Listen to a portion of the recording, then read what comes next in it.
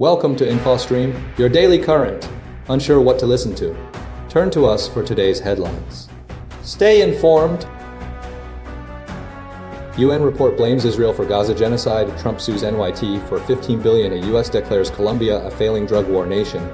U.S. military kills individuals in international waters. Lisa Cook's removal blocked by federal court. Fed Governor Miran confirmed amid pressure. TikTok ownership framework agreed upon by U.S. and China. NATO strengthens eastern defense. Post-drone incursions. Russia and Belarus conduct military exercises. China spy case charges drop. Causing outrage. U.S. and China trade talks progress. Nvidia under scrutiny. India and U.S. trade talks seek breakthrough. UN report accuses Israel of genocide in Gaza. Leaders incited violence. A newly released United Nations Independent International Commission of Inquiry (COI) has delivered a damning assessment of Israel's conduct during the conflict in Gaza, accusing senior Israeli leaders of inciting genocide and engaging in systematic violations of international law.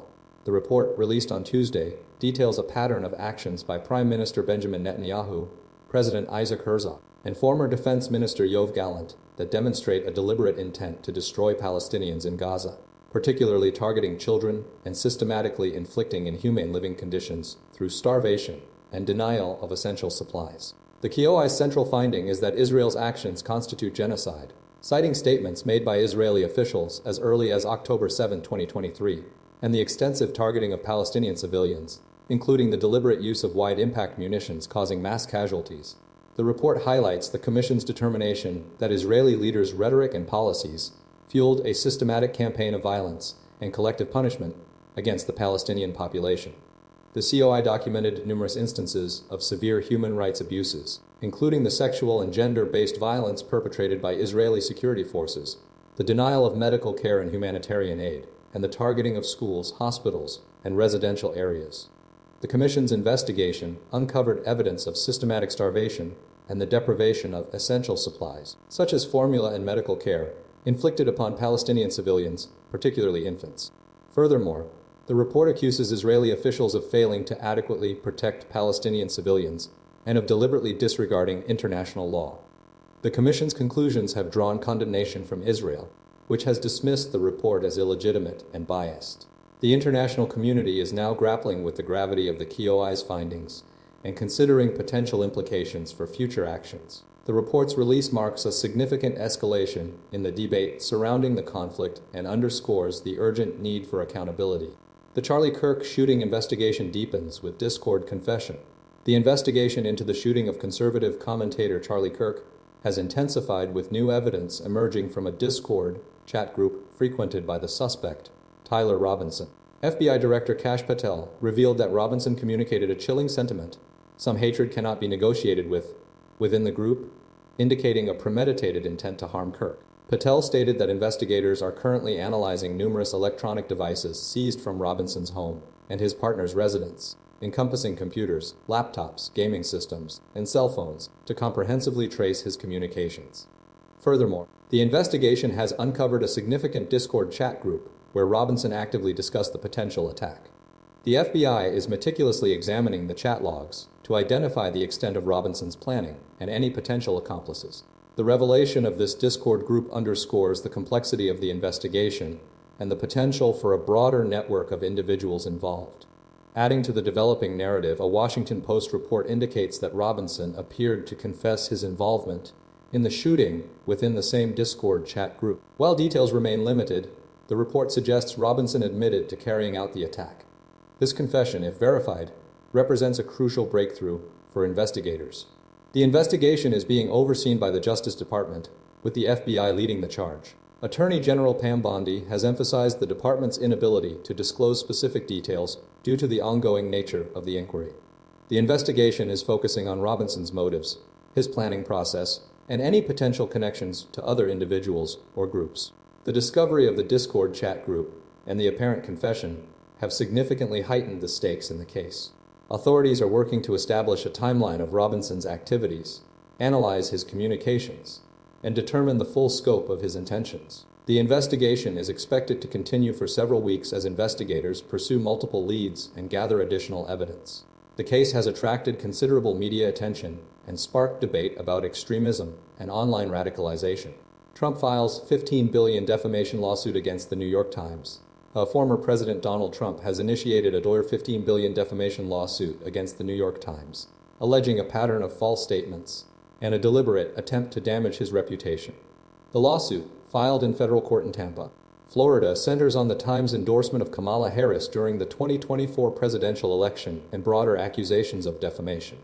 Trump claims the newspaper has engaged in a sustained campaign of smearing and lies, demanding an end to what he perceives as a long-standing pattern of abuse. The lawsuit highlights a familiar strategy for Trump, mirroring previous legal actions against other media outlets, including Disney's ABC News and Paramount Global's CBS News, resulting in multi-million-dollar settlements.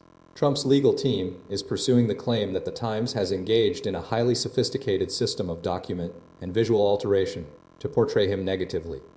The suit names 4 Times reporters and Penguin Random House, the publisher of a book critical of Trump's business dealings. Legal experts express skepticism about Trump's chances of success, noting that he must demonstrate actual malice, knowledge of falsehood, or reckless disregard for the truth to win a defamation case.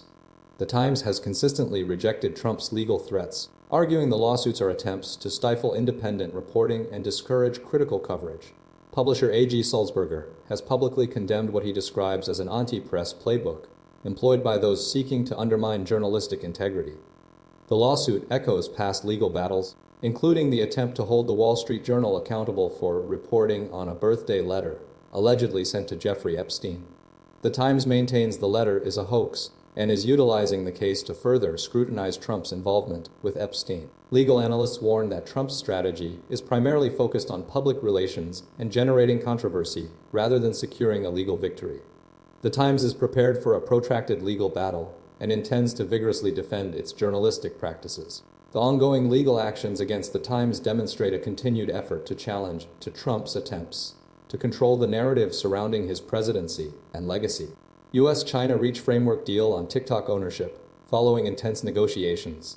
The United States and China have reportedly reached a framework agreement concerning the ownership of TikTok's American operations, averting a potential ban within the U.S.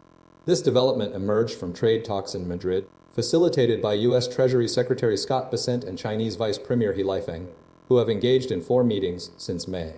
The core of the agreement centers on allowing U.S. ownership of TikTok's American arm, a critical step in resolving a protracted trade dispute. President Donald Trump confirmed the deal's existence, stating he would finalize it with Chinese President Xi Jinping on Friday. He emphasized that the framework addressed concerns surrounding national security, a primary driver behind the initial push for TikTok's shutdown. Critically, the agreement was spurred by the threat of a ban, prompting Chinese negotiators to drop demands for reduced tariffs as part of a potential sale. The framework incorporates commercial terms designed to safeguard U.S. national security interests. U.S. Trade Representative Jamieson Greer stated that the team was moving away from repeated extensions of bans. Simultaneously, China's top trade negotiator, Li Chenggang, asserted that no deal would compromise Chinese firms' interests, pending leadership review. Details revealed that a buyer will be announced within 30 to 45 days, involving a mix of current and new investors. Oracle will retain its existing agreement to host TikTok servers within the U.S., alleviating concerns raised by American lawmakers regarding data sharing with China. Furthermore, the agreement includes licensing the algorithm and intellectual property rights, subject to Chinese government approval. This represents a significant diplomatic victory for the U.S., resolving a major point of contention in the ongoing trade war. The framework's successful implementation signals a potential shift in the approach to bilateral relations. U.S. designates Colombia as failing to cooperate in drug war. Despite continued funding, the United States has officially designated Colombia as failing to meet its obligations in the fight against drug trafficking, a move that marks the first time since 1997. This decision, made by the Trump administration, follows a surge in cocaine production under President Gustavo Petro's leadership, despite Petro's efforts to promote crop substitution programs. The U.S. contends that Petro's peace talks with armed groups, many of which finance themselves through drug trafficking, have exacerbated the crisis. The move has strained relations between the two nations, particularly given Petro's criticisms of U.S. military deployments and actions, including the killing of Colombian migrants and the recent deaths of police officers and soldiers. Despite the decertification, the U.S. has affirmed its commitment to continuing security assistance to Colombia, recognizing the country's crucial role as the world's leading cocaine producer accounting for nearly two-thirds of global production. The U.S. has also designated Afghanistan, Bolivia, Myanmar, and Venezuela as similarly failing to meet counter-narcotic targets. The Colombian government under Petro is actively promoting alternative crops to coca cultivation and has seized significant quantities of cocaine. But the U.S. remains focused on confronting the root causes of drug trafficking. The situation is complex, with Colombia arguing that demand in the U.S. and Europe is the primary driver of the problem, while the U.S. attributes the crisis to Colombian leadership. Both sides acknowledge the importance of collaboration, with Colombian officials emphasizing the need for consuming nations to share the responsibility. Recent diplomatic efforts, including a Colombian delegation's visit to Washington, aim to reaffirm cooperation and progress. Despite tensions, ongoing collaboration continues through joint operations, training, and security assistance, highlighting the strategic importance of the alliance. The decertification serves as a symbolic gesture, underscoring the persistent challenges in combating the global drug trade and the ongoing need for a multifaceted approach. U.S. military kills 3 in second deadly strike against narcoterrorists in international waters, Trump says. The United States military conducted a second lethal strike in international waters, targeting alleged drug trafficking cartels and narcoterrorists linked to Venezuela, resulting in the deaths of 3 individuals. President Donald Trump announced this action following a previous strike that killed 11 people. The second strike, occurring in the Sayut Hthom area of responsibility, targeted a vessel transporting illegal narcotics believed to be headed to the United States. This action further escalated tensions between the U.S. and Venezuela. The operation mirrors the first strike against the trendy Aragua gang, a Venezuelan security force allegedly involved in drug trafficking. Despite lacking definitive proof, the U.S. asserts its authority to take action against these groups, citing a threat to national security and vital U.S. interests. The U.S. military claims to have identified the targets and their intended destination with certainty. Following the second strike, relations between the U.S. and Venezuela have deteriorated significantly. Venezuelan Foreign Minister Wavered Gill condemned the attacks as bomb threats and asserted Venezuela's right to defend itself. The U.S. deployment of military assets, including the Iwo Jima Amphibious Ready Group, 22nd Marine Expeditionary Unit, and 10 F-35 fighter jets to Puerto Rico, has further heightened the situation. Despite the U.S.'s claims of certainty, questions remain regarding the legality and evidence supporting the strikes. Legal experts have raised concerns about potential violations of international law and human rights. Senator Jack Reed emphasized that the U.S. military lacks the authority to use lethal force against civilian vessels unless acting in self-defense. The U.S. administration has provided limited details about the operation, with Defense Secretary Pete Hegseth declining to disclose specifics. The U.S. asserts that the strikes are a necessary response to the threat posed by drug cartels and those attempting to bring narcotics into the United States. The ongoing situation is characterized by escalating tensions, disputed evidence, and concerns about the potential for further conflict. The U.S. continues to deploy military assets in the region, signaling a sustained commitment to combating drug trafficking and asserting its security interests. Federal court blocks Trump from sacking Lisa Cook. A federal appeals court has ruled against President Donald Trump's attempt to remove Federal Reserve Governor Lisa Cook from her position, a significant development impacting the central bank's independence and future policy decisions. The 2-1 decision, delivered on Monday, prevents Trump from immediately dismissing Cook, allowing her to participate in this week's Federal Reserve Monetary Policy meeting where a potential interest rate cut is anticipated. The controversy stems from Trump's assertion that Cook was fired due to alleged mortgage fraud, a claim she denies and argues was without sufficient process or due cause. The ruling highlights a critical aspect of the Federal Reserve structure, established in 1913, which safeguards its independence from political influence. Prior to this case, no U.S. president had ever attempted to remove a Fed governor. The legal challenge centers on the interpretation of cause, as defined within the Federal Reserve Act, specifically regarding the justification for removing a board member. The appeals court found that Trump failed to provide Cook with adequate notice or an opportunity to respond to the allegations of mortgage fraud, violating her due process rights. Judge Bradley Garcia and Judge Michelle Child's opinion emphasized this procedural failure, citing a lack of meaningful process. Judge Gregory Katz's dissented, maintaining that Trump had justified the removal based on cause. The White House, through spokesperson Kush Desai, announced the administration's intention to appeal the decision, expressing confidence in an ultimate victory. However, the court's ruling underscores the legal hurdles Trump faces in attempting to exert control over the Fed. Simultaneously, Stephen Miran, Trump's nominee to fill a vacant seat on the Fed's board, was confirmed by the Senate. This event further demonstrates the ongoing political maneuvering surrounding the Federal Reserve. The situation is compounded by Trump's ongoing efforts to pressure Fed Chair Jerome Powell to lower interest rates, despite concerns about potential inflationary pressures. The debate highlights the tension between political pressure and the Fed's mandate to maintain economic stability.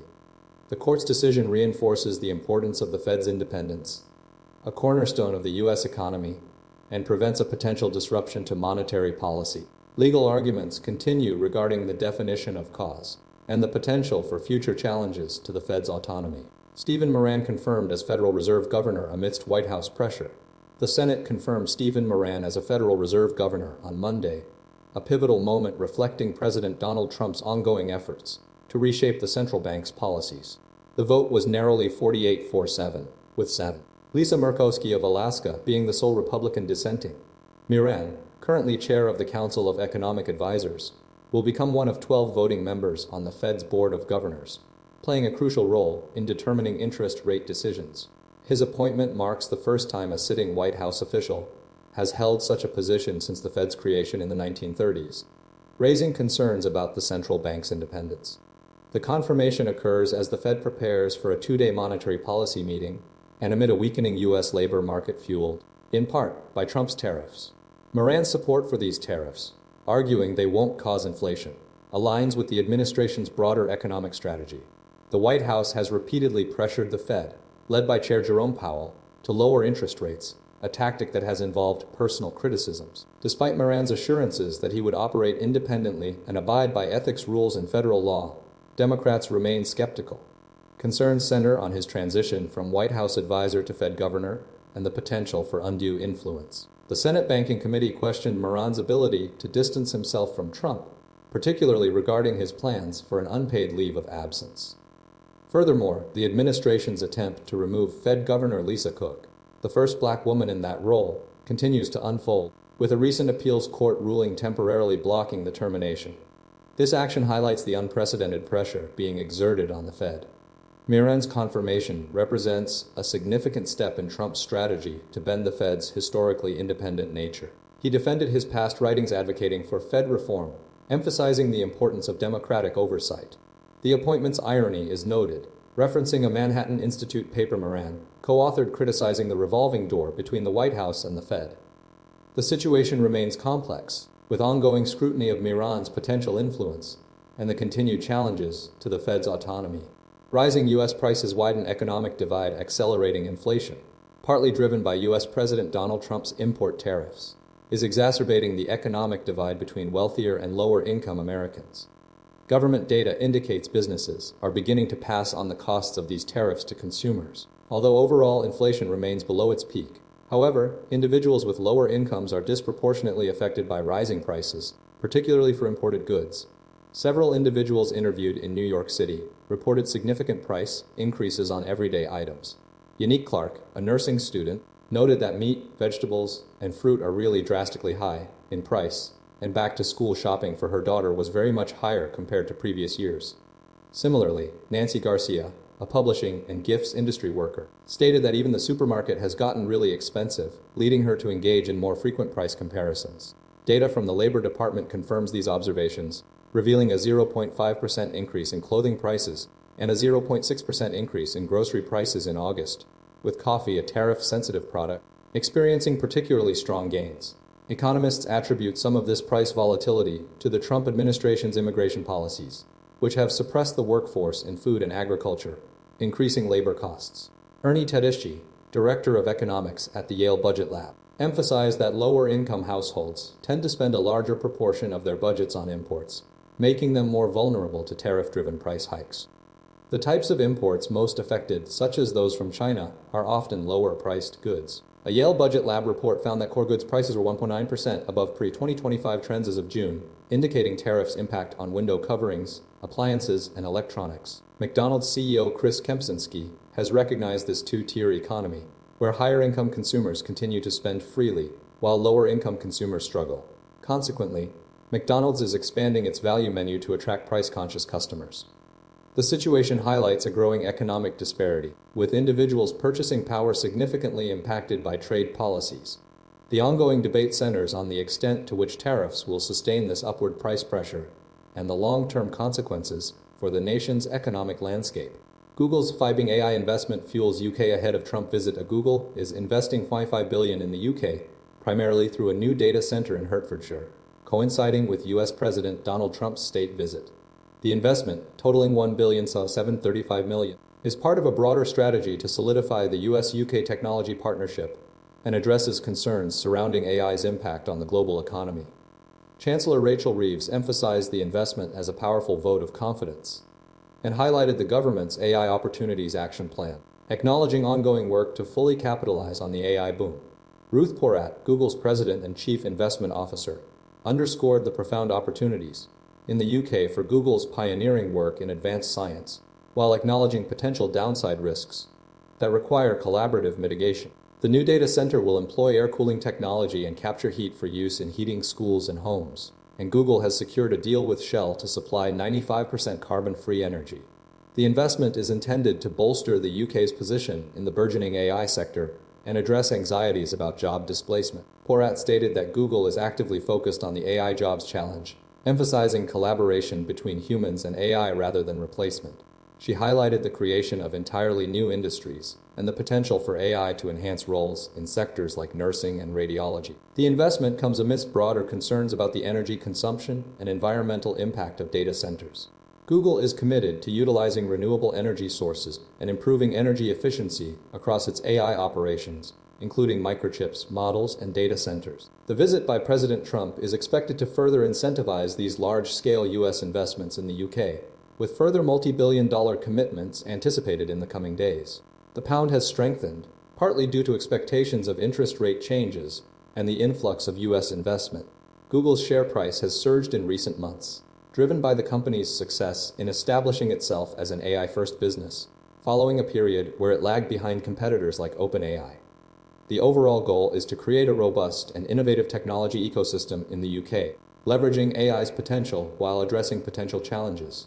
NATO boosts eastern flank defense following drone incursions. Tensions across Europe have escalated dramatically following a series of incursions by Russian drones into the airspace of Poland and Romania, prompting a significant reinforcement of NATO's eastern defenses. The initial incident, involving 19 drones entering Polish territory, triggered accusations of deliberate action by Russia, which vehemently denies any intentional targeting. This marked the most serious such event since the start of the full-scale invasion of Ukraine in February 2022, and the first direct engagement with Russian drones by a NATO member. Responding swiftly, the UK's Royal Air Force SRAF Typhoon fighter jets will commence air defense missions over Poland as part of the Eastern Sentry operation, bolstering NATO's commitment to the region. These Typhoons, operating from RAF Koningsby, will be supported by RAF Voyager air-to-air refueling aircraft. Joining them will be F-16s from Denmark, Rafales from France, and Eurofighters from Germany. Defense Secretary John Healey emphasized the resolute response, stating that the action sends a clear message to Moscow, highlighting Russia's reckless and dangerous behavior. Prime Minister Sir Keir Starmer underscored the vital role of the Typhoons in deterring aggression, securing NATO airspace, and safeguarding national and allied security. Beyond the Polish incident, a Russian drone also breached Romanian airspace on Sunday, prompting Romanian fighter jets to monitor the situation. The drone later disappeared from radar, posing no immediate threat. Initial assessments suggest the drones entering Polish airspace were decoy models, rather than armed. The Polish incident led to the invocation of NATO's Article 4, activating the alliance's collective defense mechanism. Following discussions, NATO confirmed a significant boost to its defenses on the eastern flank. The RAF has previously deployed Typhoons to Poland and Romania over the past 18 months to protect NATO airspace. These actions demonstrate a sustained commitment to safeguarding the alliance's eastern border and responding decisively to any potential threats. The situation remains fluid, with continued monitoring and heightened vigilance across the region. Russia and Belarus conduct large-scale military exercises signaling increased military cooperation. Russia and Belarus are currently engaged in extensive military exercises, a display of coordinated military action that has heightened international concerns about escalating tensions in the region. The exercises, involving thousands of troops and a significant array of weaponry, are taking place across both countries, with a particular focus on joint air and ground operations. These drills are a clear demonstration of the deepening military alliance between Moscow and Minsk, solidified following Russia's invasion of Ukraine. The exercises encompass a wide range of scenarios, including defensive operations, offensive maneuvers, and simulated attacks against potential adversaries. Notably, Belarusian President Alexander Lukashenko has stated the exercises are designed to test the country's readiness to defend its sovereignty and territorial integrity. Russian officials have emphasized the exercises are purely defensive in nature and do not pose a threat to any other nation. Western governments, particularly the United States and Nato, are closely monitoring the situation. They view the exercises as a deliberate provocation and a potential prelude to further aggression. NATO Secretary General Jens Stoltenberg has repeatedly condemned the exercises, stating they represent a serious escalation and a clear threat to European security. The scale and scope of the drills are unprecedented since the Cold War, raising fears of a potential Russian offensive against NATO member states, particularly those bordering Belarus. Intelligence assessments suggest Russia is utilizing these exercises to test its military capabilities, assess NATO's response, and potentially intimidate neighboring countries. The situation remains highly volatile, with ongoing diplomatic efforts aimed at de-escalating tensions and preventing further escalation. The joint military activity underscores the shifting geopolitical landscape and the growing risk of conflict in Eastern Europe. Charges dropped in China spy case sparked government outrage. The UK government expressed considerable dismay following the decision to drop charges against Christopher Cash and Christopher Berry, two men accused of spying for China. The charges, brought under the Official Secrets Act, related to allegations of gathering and providing information detrimental to the UK's national security between December 2021 and February 2023. Both men, including a former parliamentary researcher, had denied the accusations. Beijing vehemently denounced the allegations as malicious slander. Prosecutors announced they would not present any evidence, citing a determination that the gathered evidence lacked the necessary threshold for a trial. The case, scheduled to begin at Woolwich Crown Court on October 6th, has prompted strong reactions from government officials. The Home Office stated its disappointment, reaffirming its commitment to combating malign activity and utilizing available resources to safeguard the UK's democratic institutions. Downing Street echoed this sentiment, describing the allegations as gravely concerning and emphasizing the unacceptable nature of any attempt by a foreign power to compromise Parliament or the nation's democracy. Christopher Cash, 30, and Christopher Berry, 33, were initially arrested in March 2023, involving counter-terror police. They were accused of collecting information calculated to be, might be, or were intended to be directly or indirectly useful to an enemy. Cash's involvement with the Parliament's China Research Group, CRG, was highlighted, along with reported access to several Conservative MPs, including former Security Minister Tom Tugendhat and then Foreign Affairs Committee Chairwoman Alicia Kearns. The decision to drop the charges marks a significant development in the ongoing investigation and underscores concerns about potential foreign interference within the UK's political landscape. The government intends to continue its efforts to protect against such threats, signaling a resolute stance against perceived risks to national security. U.S.-China trade talks advance amid Nvidia investigation. Recent trade negotiations between the United States and China held in Madrid focused heavily on resolving ongoing disputes, particularly concerning the semiconductor market and the future of TikTok. These discussions, led by U.S. Treasury Secretary Steven Mnuchin and Chinese Vice Premier He Lifeng, followed a previous meeting in July which extended a tariffs truce for 90 days until November 10th. This truce had already reduced import taxes that had previously reached over 100% on goods exchanged between the two nations. A significant element of the talks centered on an investigation launched by China into Nvidia, the U.S. computer chipmaker, initiated in December. Details of the alleged violation of anti-monopoly laws remain undisclosed, but the investigation represents a continuation of the broader strategic competition between the U.S. and China over technological dominance. The U.S. has been implementing restrictions on exports of high-end semiconductors to Chinese companies. Alongside the Nvidia investigation, the talks addressed the potential ban of TikTok in the United States. Initially, President Donald Trump advocated for a ban, but he has since reversed his stance and delayed the ban 3 times. Trump's shift in position, fueled by his popularity on the app, was a key factor in the negotiations. He stated a certain company, desired by young people, had reached an agreement, and he anticipated speaking with President Jinping on Friday. The trade discussions are part of a larger effort to de-escalate tensions between the world's 2 largest economies, While progress was made on TikTok and the tariffs truce was extended, the underlying issues surrounding technological competition and market access remain complex and unresolved, with further negotiations planned for a different location within approximately 1 month. The ongoing investigation into Nvidia highlights the persistent challenges in the bilateral relationship and underscores the strategic importance of the semiconductor industry. India-US trade talks aim for breakthrough amidst tariffs. A high-level trade negotiations between India and the United States concluded on Tuesday, with both sides expressing optimism regarding the potential resumption of stalled bilateral trade talks. The day-long discussions, involving a U.S. trade delegation led by Brendan Lynch, took place in New Delhi, signaling a renewed effort to resolve disputes stemming from significant trade tensions. India's Commerce Ministry characterized the meeting as a discussion focused on exploring avenues for an agreement, clarifying that it did not represent the commencement of a new round of formal negotiations. The underlying cause of the impasse remains the imposition of a 50% tariff by U.S. President Donald Trump on Indian goods. This tariff was initially implemented as a retaliatory measure, largely targeting Indian exports, and served as a consequence of India's procurement of Russian oil and weaponry. India has vigorously defended its actions, asserting that the purchases were driven by pressing domestic energy requirements and vehemently rejecting the tariffs as unfair. The talks represent a crucial step in de-escalating the trade conflict. Both nations recognize the economic implications of the ongoing dispute, which has disrupted trade flows and created uncertainty for businesses. While a definitive agreement remains elusive, the dialogue itself is viewed as a positive development. The U.S. delegation's visit underscores Washington's desire to find a resolution and India's willingness to engage in constructive discussions.